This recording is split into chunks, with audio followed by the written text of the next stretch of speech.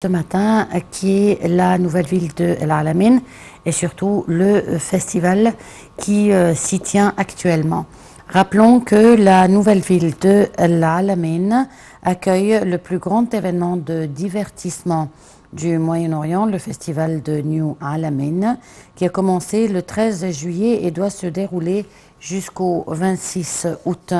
Ce festival offre une expérience exceptionnelle de l'été sur la mer Méditerranée. Le festival accueille 1 million de visiteurs venus de tout le monde arabe, des sociétés de planification d'événements réputées en Égypte et dont le monde arabe participe à l'organisation du festival de New Alamein, dont les événements et les activités se déroulent dans 3 zones principales de la ville qui abritent tous les services publics nécessaires selon les normes internationales les plus élevées, conformément à la conception de la ville et aux normes internationales de New Alamein en tant que ville de la 4e génération.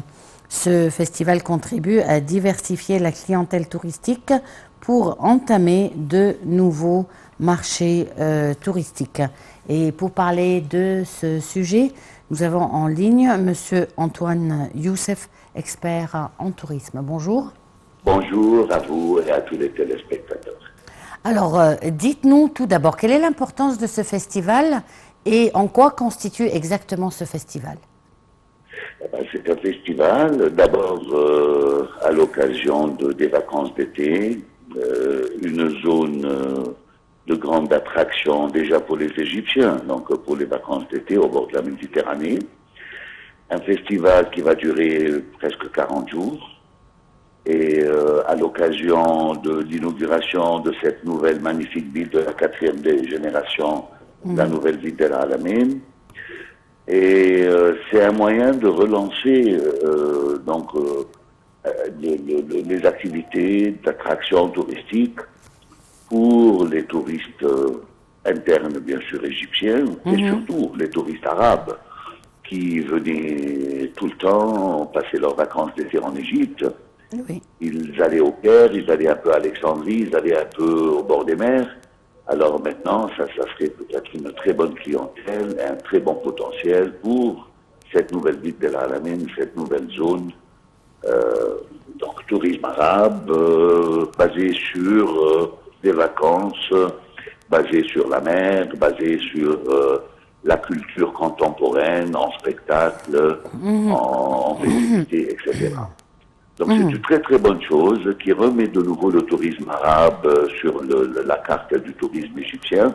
D'ailleurs, ça a été pendant très longtemps, jusqu'à 2010, un touriste très important pour les revenus touristiques. Alors là, que ça reprend dans des nouvelles belles conditions, c'est une très très bonne chose. D'accord, mais quels sont les départements ou les séquences de ce festival? Les différentes activités, vous voulez dire? Oui, bien sûr. Il y a un peu de tout. Il y a un peu de tout ce qui peut intéresser les jeunes et les gens en vacances au bord de la mer. À part, il y a des spectacles et des concerts avec tous les grands chanteurs, pas seulement de l'Égypte, mais des célébrités un peu du monde arabophone, aussi bien qui viennent de Liban, du Moyen-Orient, un peu de partout, les pays du Golfe et tout ça, et bien sûr les chanteurs égyptiens. Il y a des activités, des compétitions, de tout genre. Il y a football, plage, bon, bien sûr, football, je vais dire la folie des Égyptiens, il y a un peu de beaucoup dans le monde. Alors en plus, football au bord de la mer, football plage, ça va très bien avec le contexte. Il y a plein d'activités, même des fois il y a des programmes de télévisés on les fait vraiment sur scène avec beaucoup de public. Il y a des gens d'acrobates aériennes avec les avions et tout ça. Il y a toutes les activités nautiques. C'est un bouillon un peu de tout, entre sport, musique, culture, festivités, fêtes foraines, un peu tout ça. Est-ce qu'on peut dire que ce festival introduit un nouveau genre de tourisme en Égypte? On peut pas dire un nouveau genre. Bon, si on parle de développement de la côte nord, donc étant tourisme balnéaire, oui, ça c'est nouveau. Avec tous les milliers de kilomètres de plage qu'on a sur la Méditerranée, c'était un tourisme tout le temps pour les Égyptiens. Que les pays autour, comme la Tunisie, le Maroc, etc., c'est un peu leur tourisme balnéaire, c'est la Méditerranée. Alors nous, on est très en retard avec ça. Donc c'est pour la première fois qu'on développe pour le tourisme étranger cette zone. On a beau bien développer la mer Rouge, le Sinaï, tout ça, on a un peu oublié la côte nord.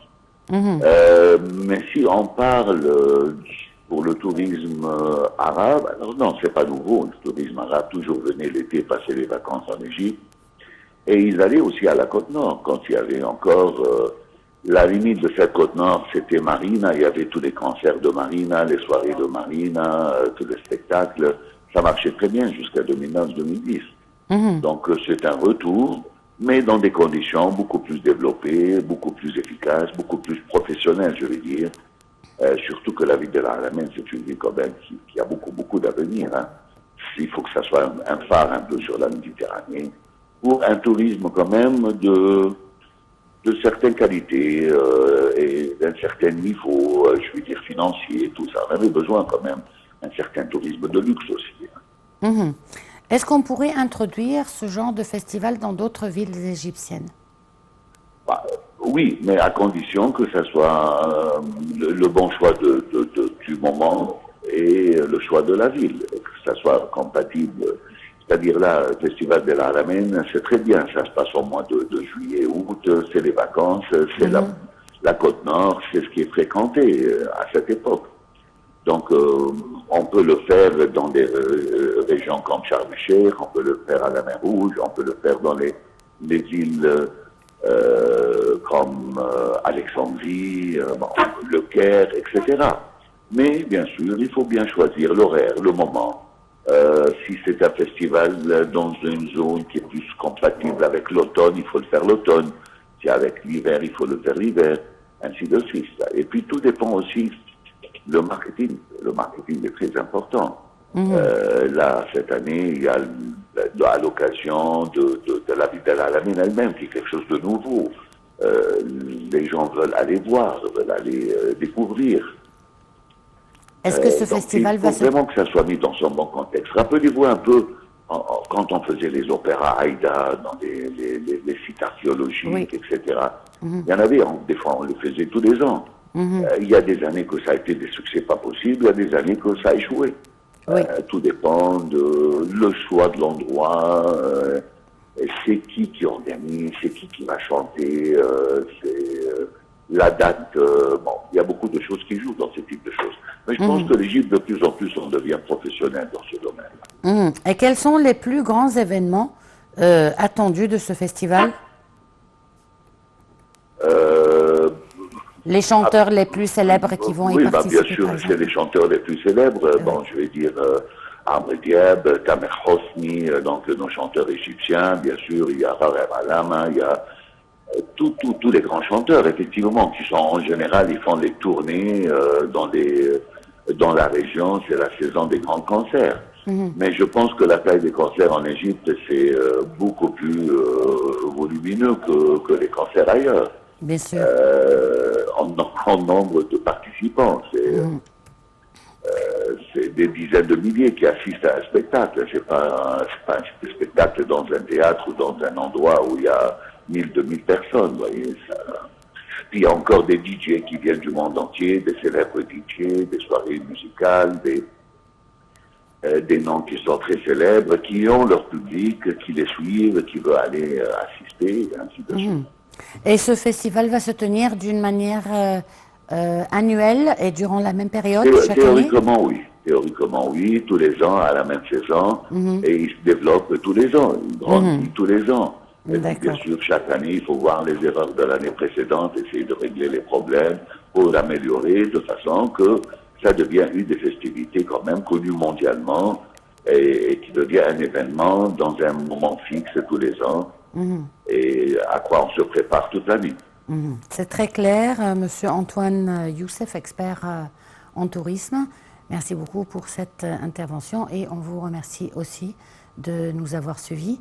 Sur ce, on arrive à la fin de cette édition de Bonjour l'Égypte. On se retrouve donc demain à la même heure avec une nouvelle édition de Bonjour l'Égypte et un nouveau collègue. Au revoir.